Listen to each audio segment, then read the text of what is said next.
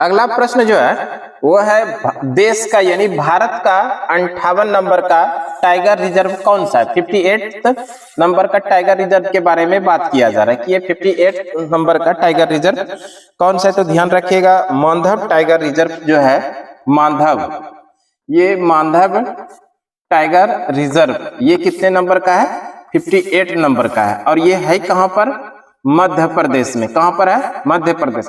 और ये जो है इसकी घोषणा जो किया है, इसकी घोषणा कौन किया, तो इसके बारे में भी समझ लीजिए। पर्यावरण मंत्री, केंद्र सरकार में पर्यावरण मंत्री, इन्हीं के द्वारा ये घोषणा किया है कि भारत का 58 नंबर का जो टाइगर रिजर्व होगा वो होगा मानधव टाइगर रिजर्व, जो कहां पर है, मध्य प्रदेश में।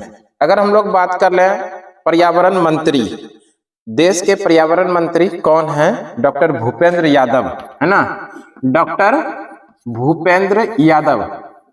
डॉक्टर भूपेंद्र यादव देश के वर्तमान समय में पर्यावरण मंत्री, डॉक्टर भूपेंद्र यादव, इन्हीं के द्वारा घोषणा किया गया है कि 58 नंबर का टाइगर रिजर्व जो है वो कौन सा होगा, मानधव टाइगर रिजर्व, जो कहां पर है, मध्य प्रदेश। अच्छा, थोड़ा सा हम लोग जिक्र कर लेते हैं मध्य प्रदेश, है ना। मध्य प्रदेश के बारे में बात करें, मध्य प्रदेश के वर्तमान समय में जो मुख्यमंत्री है, मध्य प्रदेश के सीएम जो है वर्तमान समय में, वो इसके बारे में ध्यान रखिएगा। वर्तमान समय में कौन है डॉक्टर सीएम यहाँ के, डॉक्टर मोहन यादव। डॉक्टर मोहन यादव मध्य प्रदेश के वर्तमान समय में क्या है, सीएम है। वैसे अगर हम लोग बात कर लें मध्य प्रदेश के पहले सीएम, मध्य प्रदेश के पहले सीएम के बारे में अगर बात करें तो इसको भी ध्यान रखिएगा। मध्य प्रदेश के पहले सीएम पंडित रविशंकर शुक्ल। कौन थे, पंडित रविशंकर शुक्ल। पंडित रविशंकर शुक्ल जो थे मध्य प्रदेश के पहले मुख्यमंत्री थे, है ना। अगर बात कर लें मध्य प्रदेश में मध्य प्रदेश का जो पहले राज्यपाल थे, मध्य प्रदेश के पहले गवर्नर, मध्य प्रदेश के पहले गवर्नर जो थे, इसको ध्यान रखिएगा, डॉक्टर पट्टाभी सीतारमैया, है ना, डॉक्टर पट्टाभी सीतारमैया। पट्टाभी सीतारमैया, पट्टाभी सीतारमैया का भारतीय राष्ट्रीय आंदोलन में भी महत्वपूर्ण भूमिका है। ध्यान रखिएगा, पट्टाभी सीतारमैया, यही पट्टाभी सीतारमैया है जिनके लिए कि गांधी जी ने चाहा था कांग्रेस के अध्यक्ष बने। और ये किस वर्ष हुआ था, 1938 में। 1938 में जब 39 में, है ना, 1939 में जब त्रिपुरी अधिवेशन हुआ था, उस समय अध्यक्ष पद के लिए चुनाव हुए थे। और उस अध्यक्ष पद के चुनाव के दरमियान ये जो पट्टाभी सीतारमैया है, यही पट्टाभी सीतारमैया को गांधी जी बहुत ज्यादा समर्थन किए थे कि अध्यक्ष कौन बने, पट्टाभी सीतारमैया। और इनके अगेंस्ट में जो थे वो थे, ये थे सुभाष चंद्र बोस। और सुभाष चंद्र बोस इस 1939 के अधिवेशन में, त्रिपुरी अधिवेशन में चुनाव जीते थे। और चुनाव हरा था कौन, पट्टाभी सीतारमैया। जब पट्टाभी सीतारमैया 1939 के त्रिपुरी अधिवेशन के लिए चुनाव में हार गए थे, तब गांधी जी ने कहा था कि ये पट्टाभी की हार नहीं है, ये गांधी की हार हुई है। तो इस तरह से किनके छत्र छाया में थे, ये गांधी जी के छत्र छाया में। इस तरह से भारतीय राष्ट्रीय आंदोलन में भी पट्टाभी सीतारमैया की बड़ी भूमिका है। बाद में चल के ये मध्य प्रदेश के राज्यपाल बने, मध्य प्रदेश के पहले राज्यपाल, इसके बारे में भी ध्यान रखिएगा। अगर बात कर ले मध्य प्रदेश के वर्तमान समय में राज्यपाल कौन है, तो ये है डॉक्टर मध्य प्रदेश छगन भाई, है ना, वह छगन भाई पटेल। वर्तमान समय में प्रेजेंट टाइम में गवर्नर कौन है, डॉक्टर या इसको ऐसे लिखे मंगू भाई, है ना, मंगू भाई और छगन भाई, है ना, मंगू भाई छगन भाई पटेल। इस तरह से इसको याद रख सकते हैं। ये है वर्तमान समय के राज्यपाल। इसके अलावा अगर हम लोग बात कर लें, इसी मध्य प्रदेश में मध्य प्रदेश के अंदर मध्य प्रदेश में राज्यसभा के लिए कितने सीट हैं, इसको भी ध्यान रखिएगा। राज्यसभा के सीटों की बात करें तो 11 सीट है। राज्यसभा के कितने सीट हैं, 11 सीट है। उसी तरह से लोकसभा सीटों की बात करेगा, लोकसभा सीटों की संख्या कितना है, 29 है। लोकसभा सीटों की संख्या कितना है 29, जबकि राज्यसभा सीटों की संख्या कितना है 11 है। साथ साथ में विधानसभा सीटों की संख्या की बात करेगा, विधानसभा की सीटों की संख्या की बात करें तो 230 है ना, 230 विधानसभा सीटों की संख्या है। तो इस तरह से कुछ एक्स्ट्रा फैक्ट भी हो गया मध्य प्रदेश से संबंधित। मध्य प्रदेश के बारे में थोड़ा सा और जिक्र कर लेते हैं। अगर पूछे आप लोगों के भारत के किस राज्य में सबसे अधिक वनों का विस्तार है, तो यही मध्य प्रदेश है। वनों का सर्वाधिक विस्तार कहां पर है? मध्य प्रदेश। सबसे अधिक टाइगर वाला राज्य कौन सा है? यही मध्य प्रदेश है ना। तो इसको भी थोड़ा ध्यान रखिएगा। नेक्स्ट क्वेश्चन हम लोग अब देखते हैं। देखिए अगला प्रश्न पूछा गया है चाप चार कुंड बसंत उत्सव। ये जो चाप चार कुंड बसंत उत्सव की शुरुआत हुई, ये किस राज्य में हुआ, इसी के बारे में हम लोग डिस्कस करेंगे। तो बात करते हैं चाप चार कुंड। ये जो बसंत उत्सव है, ये क्या है? वसंत उत्सव है। इसकी शुरुआत, बसंत उत्सव इसकी शुरुआत किस राज्य में हुआ? तो ध्यान रखिएगा मिजोरम में, है ना। कहां पर हुआ? मिजोरम, मिजोरम में हुआ। अगर मिजोरम के बारे में बात करें, ये मिजोरम, इस मिजोरम की राजधानी कहां पर है? आइजोल। मिजोरम की राजधानी है आइजोल। ये जो मिजोरम है पूर्वोत्तर भारत का एक राज्य, और इसी मिजोरम में एक प्रसिद्ध डांस चलता है जिसको हम लोग बोलते हैं बम्बू डांस, है ना। बम्बू डांस ये बेहद ही फेमस है। कहां पर? मिजोरम में, है ना। बम्बू डांस मिजोरम के अंदर में बहुत ज्यादा फेमस है। अभी हाल ही में यहीं पर बसंत उत्सव का एक त्योहार शुरू हुआ जिसका नाम है चाप चार कुंड उत्सव। इसके साथ में एक और इसमें अन्य जो इसके साथ में पर्व होता है जिसको मीठी कूट के नाम से भी जानते हैं। मीठी कूट, जिस तरह से चाप चार कूट है उसी तरह से मीठी कूट है, और एक और है पोल कूट। ये दोनों ही किससे संबंधित है? किस राज्य से? मिजोरम से। साथ में ध्यान रखिएगा मीठी कूट और पोल कूट। और यहाँ पर कौन सा उत्सव है? ये मुख्य रूप से जो है चाप चार कूट ये है, इसको ऐसा ध्यान रखिएगा, है ना।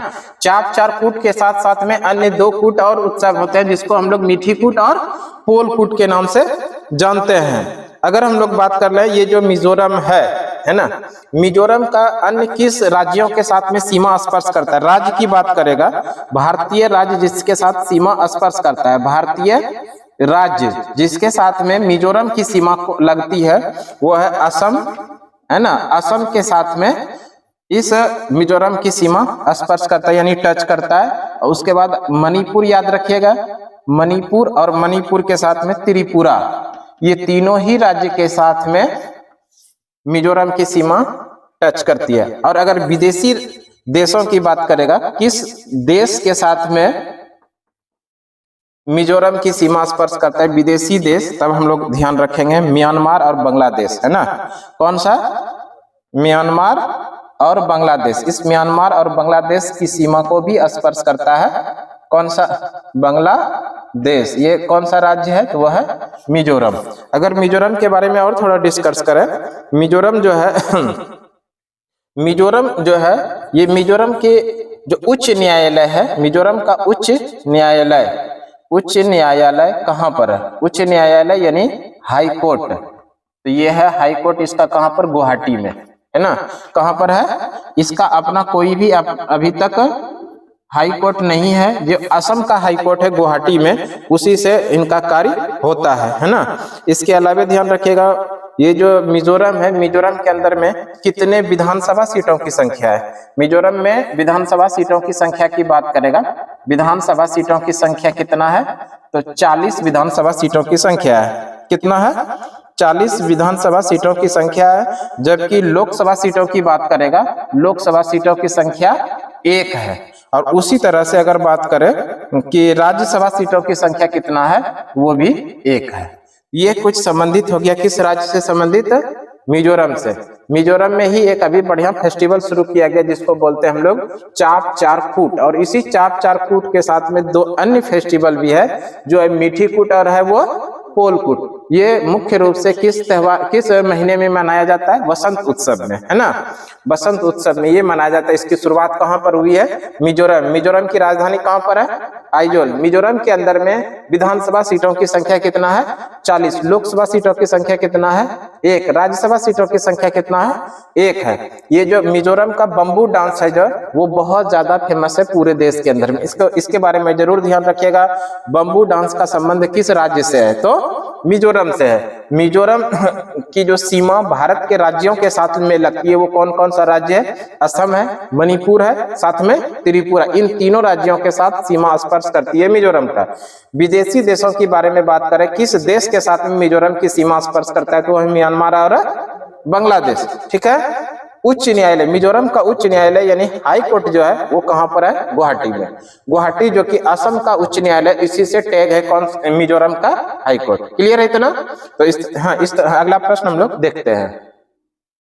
देखिए, एक प्रश्न और आप लोग ध्यान रखिएगा। ये जो मिजोरम है, मिजोरम को किस राज्य से अलग कर एक पूर्ण राज्य बनाया गया? तो ध्यान रखिएगा, असम, है ना। असम से एक अलग राज्य बनाया गया, पूर्ण राज्य। किसको? मिजोरम को। और मिजोरम को जो पूर्ण राज्य बनाया गया, इसके बारे में ध्यान रखिएगा। पूर्ण राज्य, है ना, पूर्ण राज्य जो बनाया गया वो कब बनाया गया? तो ये 20 फरवरी 1987 को, 20 फरवरी 1987 को असम से अलग करके मिजोरम को एक पूर्ण राज्य बनाया गया। क्लियर है इतना? देखिए, प्रश्न जो है चैंपियन ट्रॉफी से संबंधित है ना। चैंपियन ट्रॉफी 2025, इससे जो इंपॉर्टेंट फैक्ट बनेगा, इंपॉर्टेंट प्रश्न बनेगा, उस सारे को कवर कर लेते हैं। सबसे पहला ध्यान रखिएगा, चैंपियन ट्रॉफी 2025 में जो होस्ट हुआ, होस्ट आप कह सकते हैं किस देश में आयोजित हुआ? अगर होस्ट की बात करेगा ना, होस्ट पाकिस्तान में हुआ। कहां पर? पाकिस्तान। लेकिन मैच जो हुआ, इसका मैच जो खेला गया, तो इसके बारे में ध्यान रखिएगा। पाकिस्तान में भी मैच खेला गया, साथ में यूएई दुबई के अंदर भी इसका मैच खेला गया। मैच की बात किया जा रहा है। लेकिन अगर होस्ट की बात किया जाएगा कि होस्ट किस देश में ने किया था, तब आंसर क्या करेंगे? पाकिस्तान। जो फाइनल मैच हुआ, इसके बारे में समझिए। फाइनल, सबसे पहले इसके पहले फाइनल के पहले ये समझ लीजिए कि इसकी शुरुआत किस वर्ष हुई? चैंपियन ट्रॉफी की शुरुआत हुई है 1998 से। चैंपियन ट्रॉफी की शुरुआत किस वर्ष हुई है? 1998 से। अब हम लोग बात कर लेते हैं फाइनल मैच। ये जो फाइनल मैच हुआ, भारत और न्यूजीलैंड के बीच, भारत और न्यूजीलैंड। और इस फाइनल मैच में भारत ने न्यूजीलैंड को पराजित कर दिया, है ना। ध्यान रखिएगा, पराजित किया था। आप लोग कमेंट में बताइएगा न्यूजीलैंड को कितने विकेट से भारत ने पराजित किया था, है ना। 4 विकेट से। इसको भी लिख देते हैं। न्यूजीलैंड को भारत ने कितने विकेट से पराजित किया? 4 विकेट से। इस मैच में मैन ऑफ द मैच का पुरस्कार किनको मिला? मैन ऑफ द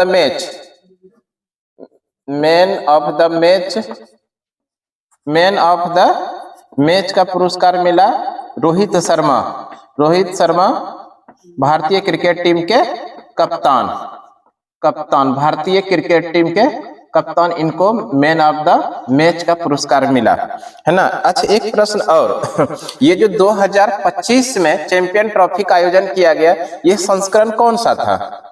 संस्करण की बात करेगा, ये संस्करण 9वां था। कौन सा संस्करण था? 9वां संस्करण था। इसके पहले जो हुआ था वो 8 संस्करण हो चुका था। 2025 में 9वां संस्करण हुआ। ब्रांड एम्बेसडर की बात करें तो brand ambassador Shikhar Dhawan, brand ambassador, है ना। इसके बारे में भी समझिए। ब्रांड एम्बेसडर, वो एम्बेसडर कौन थे? Shikhar Dhawan. Brand ambassador Shikhar Dhawan. Brand ambassador कौन थे? शिखर धवन, है ना। अच्छा, एक प्रश्न और, भारत अभी तक फाइनल कितनी बार जीता है? 3 बार। चैंपियन ट्रॉफी का खिताब भारत ने कितनी बार जीता? 3 बार। और पूरे विश्व इतिहास में, क्रिकेट जगत में चैंपियन ट्रॉफी का खिताब सबसे अधिक किस देश ने जीता है? भारत ने। भारत ने कब जीता है? इसके बारे में ध्यान रखिएगा। 2002 में, 2002 के बाद 2013 में और अब जाकर के 2025 में। इस तरह से भारत जो है एक ऐसा देश है जिसने कि चैंपियन ट्रॉफी का खिताब सबसे ज्यादा बार जीता है। कितनी बार जीता है? 3 बार जीता है ना। एक सवाल और आएगा आप लोगों के लिए इसके पहले भारत ने T20 वर्ल्ड कप जीता था, है ना। 2024 में T20 वर्ल्ड कप भारत ने जीता था। हाँ, ये जो जीता था, ये पहले इसके बारे में, ये किसको हराकर जीता था? साउथ अफ्रीका को हराकर भारत ने वर्ल्ड कप जीता था, T20 वर्ल्ड कप, है ना। और ये कब जीता था? 2024 के अंदर। वैसे 2023 में भी इंडिया वनडे वाला विश्व कप जीत लेता, है ना। उसको हरा दिया माने एक शुरुआत जो मैच हुआ उस फाइनल में ही एक ऐसा मैच हुआ जो कि इंडिया हार गया। अगर वो जीत जाता तो 23 में भी विश्व कप जीतता, 24 में भी जीतता और 25 में भी T20 क्या बोलते हैं चैंपियन ट्रॉफी जीत ही लिया। 23, 24, 25 लगातार विनर रहता ICC का कप लेने वाले। वैसे दुर्भाग्य कहिए, है ना, कि 2023 में जो 19 नवंबर को मैच हुआ था, फाइनल मैच भारत और ऑस्ट्रेलिया के बीच में, है ना, उस मैच में ऑस्ट्रेलिया ने भारत को पराजित कर दिया था, है ना। इसके अलावा अगर आप लोग ध्यान रखिएगा, भारत ने वनडे वाला जो विश्व कप जीता है वो कितनी बार जीता है? कुल मिला के 2 बार जीता है। पहली बार तो 1983 में कपिल देव की कप्तानी में, और दूसरी बार जो जीता 2011 में MS धोनी, महेंद्र सिंह धोनी के कप्तानी में, है ना। तो इस तरह से भारत ने 2 बार वनडे क्रिकेट का विश्व कप जीता है। अच्छा, एक प्रश्न और यहाँ से आप लोगों के लिए बनेगा कि ये जो चैंपियन ट्रॉफी 2025 का आयोजन किया गया, इसको जो ऑर्गेनाइज किया वो कौन सी संस्था है? ऑर्गेनाइज अब 20 ICC, ठीक है, इसके बारे में भी ध्यान रखिएगा। ICC इंटरनेशनल क्रिकेट काउंसिल, ये जो है ना क्रिकेट की पूरे विश्व के अंदर में सबसे बड़ी ऑर्गेनाइजेशन है। विश्व स्तर पर जो सबसे बड़ी ऑर्गेनाइजेशन है वो कौन सी है? ICC है, इंटरनेशनल क्रिकेट काउंसिल। इसकी स्थापना किस वर्ष होती है? 1909 में। 1909 में इसकी स्थापना होती है। हाँ, इसका हेडक्वार्टर कहां पर है? दुबई के अंदर में। और इसके हेड कौन है? जयशाह इसके हेड है। ये ICC हो गया, है ना।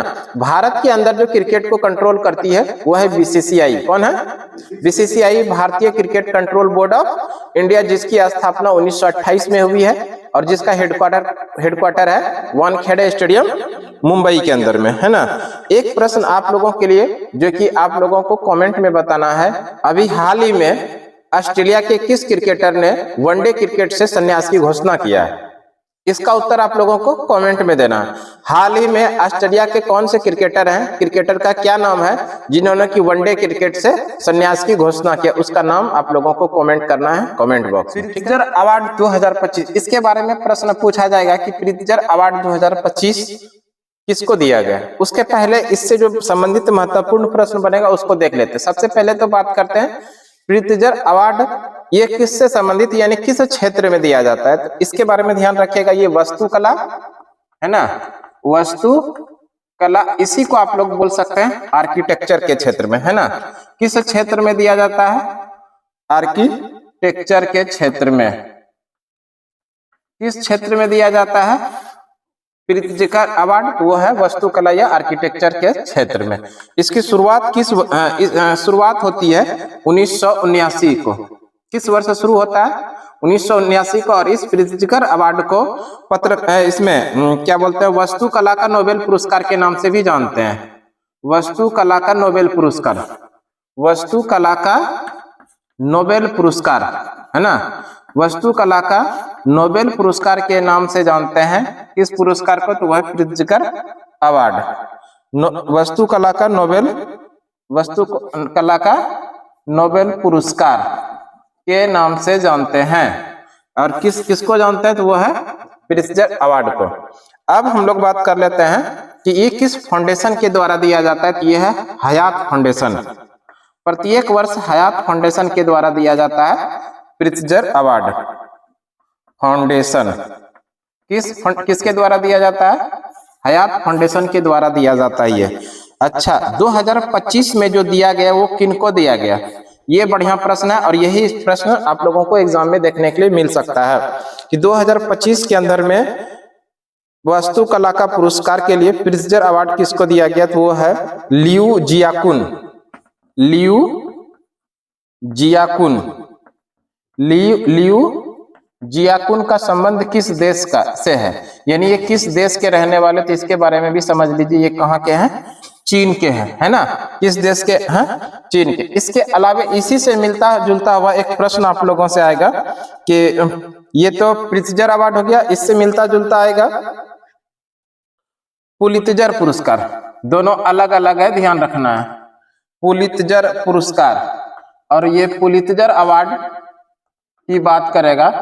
ये जो पुलित्जर अवार्ड जो है ना, किस क्षेत्र में दिया जाता है? वैसे महत्वपूर्ण है, जो सब कोई जानता है, वो है पत्रकारिता। पत्रकारिता। पत्रकारिता के अलावे आप लोग ध्यान रखिएगा, ये जो दिया जाता है साहित्य में भी दिया जाता है, साहित्य। और इसके अलावे ध्यान रखना है हम लोगों को, संगीत, इसके लिए भी दिया जाता है। लेकिन मुख्य रूप से जो है इंपॉर्टेंट है वो है पत्रकारिता। और पुलित्जर अवार्ड जो दिया जाता है प्रत्येक वर्ष, ये दिया जाता है कोलंबिया विश्वविद्यालय के द्वारा, जो अमेरिका में है ना। किसके द्वारा दिया जाता है? कोलंबिया विश्वविद्यालय। कोलंबिया विश्वविद्यालय के द्वारा प्रदान किया जाता है, कोलंबिया विश्वविद्यालय। और ये कोलंबिया विश्वविद्यालय है कहाँ पर? कोलंबिया विश्वविद्यालय है अमेरिका के अंदर, यहीं से दिया जाता है प्रत्येक वर्ष। कौन सा पुरस्कार? तो ये पुलित्जर पुरस्कार। और ये पुलित्जर पुरस्कार की बात करें, इसकी शुरुआत होती है किस वर्ष? 1917 में।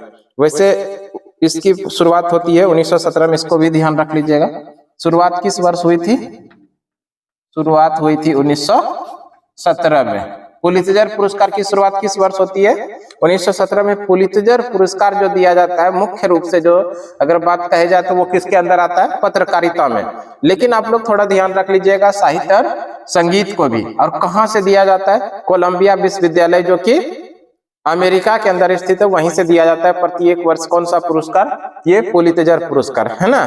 अब हम प्रश्न वैसे आप लोगों से जो पूछा गया था, प्रश्न मुख्य रूप से जो था वो था प्रिट्जर अवार्ड से संबंधित। प्रिट्जर अवार्ड के बारे में, ये किस क्षेत्र में दिया जाता है? वास्तुकला, या इसी को बोलिए आर्किटेक्चर। इसकी शुरुआत किस वर्ष होती है? 1979 में शुरू होता है। और इसी प्रिट्जर अवार्ड को कहा जाता है वास्तुकला का नोबेल पुरस्कार। किस फाउंडेशन के द्वारा दिया जाता है? हयात फाउंडेशन के द्वारा दिया जाता है। 2025 में किनको दिया गया? लियू जियाकुन को, जो कि अमेरिका के रहने वाले है ना। तो हम लोग देख लेते हैं अब अगला प्रश्न। लोगों के लिए दिया है कि गांधी जी को केसर ए हिंद का उपाधि किसने दिया था? सीधा ये प्रश्न है, गांधी जी को केसर ए हिंद का उपाधि किसने दिया था? ये प्रश्न है। और इस प्रश्न का सही आंसर समझने के पहले इसके पीछे का कहानी आप लोगों को जानना जरूरी है, तभी आप इसका एग्जैक्ट आंसर दे सकते हैं। और ये बात है 1914 का। कब की बात है? 1914 से 1918 के बीच में। हम लोगों को पता है कि प्रथम विश्व युद्ध हुआ था विश्व स्तर पर। और ये प्रथम विश्व युद्ध में पूरा यूरोप जो है दो खेमों में विभाजित हो गया था, है ना। एक था मित्र राष्ट्र और दूसरा था धुरी राष्ट्र। ये था कि नहीं था? मित्र राष्ट्र और धुरी राष्ट्र। अब यहाँ पर हुआ क्या था? मित्र राष्ट्र में कौन कौन सा देश शामिल था, है ना। इसके लिए आप एक शॉर्ट ट्रिक याद रखिएगा, बर्फी। क्या याद रखिएगा? बर्फी, BARFI, बर्फी। ये जो इसमें शामिल था, ये सभी देश क्या थे? मित्र राष्ट्र में। बर्फी को अगर याद रख लीजिए, इसका मतलब है बर्फी वाला जो देश है वो कौन सा देश है? मित्र राष्ट्र। देखिए, बी से हो जाएगा ब्रिटेन। बी से क्या आ जाएगा? ब्रिटेन। और ए से क्या आ जाएगा? अमेरिका, है ना। ए से क्या होगा? अमेरिका। और आर से क्या आ जाएगा? रूस। और एफ से क्या होगा? फ्रांस। और ये क्या होगा? आई से इटली। क्या होगा? इटली। इतना क्लियर है? ये देश जो है क्या है? मित्र राष्ट्र वाला। अगर हम लोग बात कर ले धुरी राष्ट्र में कौन कौन सा देश था, वो थे जर्मनी, ऑस्ट्रिया, जर्मनी था, ऑस्ट्रिया था, और हंगरी था, और इसके अलावे तुर्की था। ये सभी देश जो है क्या था, धुरी राष्ट्र के अंदर में। वैसे इटली जो है ना, इटली धुरी राष्ट्र में भी था और मित्र राष्ट्र में भी था। वो कैसे था, तो ध्यान रखिएगा 1917 में इटली जो है कि शामिल हो गया था मित्र राष्ट्र में। तो इस तरह से यहां से भी प्रश्न बनता है कि बताइए कौन सा देश प्रथम विश्व युद्ध के दरमियान अपना पाला बदल लिया था, यानी धुरी राष्ट्र से निकलकर मित्र राष्ट्र में आकर के शामिल हो गया, तो वो था इटली, है ना। इसलिए इटली मित्र राष्ट्र में भी है और धुरी राष्ट्र में भी है। तो इतना हम लोगों को समझ में आ गया। प्रथम विश्व युद्ध 1914 से 1918 के बीच में, और ये पूरा यूरोप जो है दो खेमों में विभाजित था, एक था मित्र राष्ट्र, दूसरा था धुरी राष्ट्र। और इसी समय 9 जनवरी 1915 को 9 जनवरी 1915 को गांधी जी दक्षिण अफ्रीका से भारत वापस आते हैं। गांधी जी दक्षिण अफ्रीका से, साउथ अफ्रीका से भारत वापस आते हैं। भारत वापस आते हैं। इतना हो गया। और उस समय भारत में जो शासन व्यवस्था था, भारत सरकार, भारत को चलाने का वो शासन व्यवस्था किसके हाथों में था, अंग्रेज यानी ब्रिटिश सरकार के हाथ में थी। और ब्रिटिश सरकार भी प्रथम विश्व युद्ध में शामिल था। और ब्रिटिश सरकार ये चाहती थी कि प्रथम विश्व युद्ध में भारतीय सिपाही भी इंग्लैंड की तरफ से पार्टिसिपेट करे युद्ध में। और कई बार इन्होंने आग्रह भी किया भारतीय सिपाही से ब्रिटिश सरकार ने, लेकिन तैयार नहीं हुए। गांधी जी दक्षिण अफ्रीका से भारत वापस आते हैं तो ब्रिटिश सरकार ने टारगेट किया गांधी जी को। किनको, गांधी जी को। गांधी जी ही एक ऐसे व्यक्ति हैं जिनको कहने पर, अगर गांधी जी एक बार कह दे कि भारतीय सिपाही प्रथम विश्व युद्ध में इंग्लैंड की तरफ से पार्टिसिपेट करेगा तो तुरंत तैयार हो जाएगा। हुआ ये भी, ब्रिटिश सरकार ने टारगेट किसको किया, गांधी जी। गांधी जी से आग्रह किया कि आपके कहने पर ही भारतीय सिपाही प्रथम विश्व युद्ध में शामिल होगा। हुआ यही।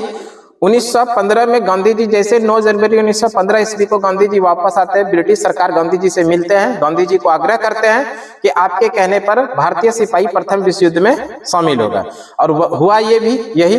गांधी जी को जैसे बोला, गांधी जी तुरंत तैयार हो गए। गांधी जी ने एक बार बोल दिया कि भारतीय सिपाही प्रथम विश्व युद्ध में इंग्लैंड की तरफ से भाग लेंगे। गांधी जी बोल दिए। उसके बाद 100 सैनिक या हजारों सैनिक तैयार हो गए प्रथम विश्व युद्ध में गांधी के कहने पे हम लोग शामिल होने जा रहे हैं। इसी खुशी में अंग्रेज सरकार ने गांधी जी को कौन सा उपाधि दिया, केसरी हिंद। इस तरह से ध्यान रखिएगा, ब्रिटिश सरकार या अंग्रेज सरकार, है ना, ब्रिटिश सरकार या अंग्रेज सरकार के द्वारा गांधी जी को दिया गया था ये उपाधि। अंग्रेज सरकार के द्वारा गांधी जी को ये उपाधि दिया गया था। क्लियर है, इतना समझ में आ गया। गांधी जी को केसर ए हिंद की उपाधि किसके द्वारा दिया गया था, ब्रिटिश सरकार या अंग्रेजी सरकार के द्वारा। और एक सवाल और ध्यान रखिएगा, गांधी जी ने ये जो केसर ए हिंद का उपाधि था ये वापस कब किया, ब्रिटिश सरकार को ये फिर वापस कर दिया। और ये वापस किया था यहाँ पर ज्यादातर बच्चों का आंसर जो आता है वो आता है जलियांवाला बाग हत्याकांड, जो कि गलत है। जलियांवाला बाग हत्याकांड इस समय नहीं किया था वापस, ये गलत है आंसर, ध्यान रखिएगा। गांधी जी ने केसर हिंद का उपाधि, केसर ए हिंद का उपाधि जो वापस किया था वो वापस किया था असहयोग आंदोलन के दरमियान। गांधी जी ने केसर ए हिंद का उपाधि वापस कब किया ब्रिटिश सरकार को, असहयोग आंदोलन के दरमियान। असहयोग आंदोलन कहिए या कहिए जन आंदोलन, इसी के दरमियान गांधी जी ने केसर ए हिंद का उपाधि अंग्रेज सरकार को यानी ब्रिटिश सरकार को वापस किया था। जलियांवाला बाग हत्याकांड के बाद, है ना, जलियांवाला बाग हत्याकांड के बाद रविंद्रनाथ टैगोर ने सर यानी नाइट की उपाधि अंग्रेज सरकार को वापस किया था। इसको ध्यान रखिएगा, है ना। तो इस तरह से इस प्रश्न का जो सही आंसर होगा क्या होगा, गांधी जी को केसर ए हिंद का उपाधि किसके द्वारा दिया गया था, वो ब्रिटिश सरकार के द्वारा दिया गया था। क्यों दिया गया था, इसलिए कि गांधी जी के कहने पर ही भारतीय सिपाही इंग्लैंड की तरफ से या फिर ब्रिटिश सरकार की तरफ से प्रथम विश्व युद्ध में शामिल हुए थे। इसलिए गांधी जी को अंग्रेज सरकार यानी ब्रिटिश सरकार के द्वारा केसर ए हिंद का उपाधि से सम्मानित किया गया था। और गांधी जी ने ये केसर ए हिंद का उपाधि कब वापस किया था? तो ध्यान रखिएगा, असहयोग आंदोलन के दरमियान इन्होंने वापस कर दिया था, ना कि कीजिएगा जलियांवाला बाग हत्याकांड। जलियांवाला बाग हत्याकांड के बाद रविंद्रनाथ टैगोर ने सर यानी नाइट की उपाधि अंग्रेज सरकार को वापस किया था। ठीक है, तो आज की सभा हम लोग यहीं तक रहने देते हैं। अगले सभा में फिर से आप लोगों के साथ मिलेंगे, तब तक के लिए धन्यवाद। जय हिंद।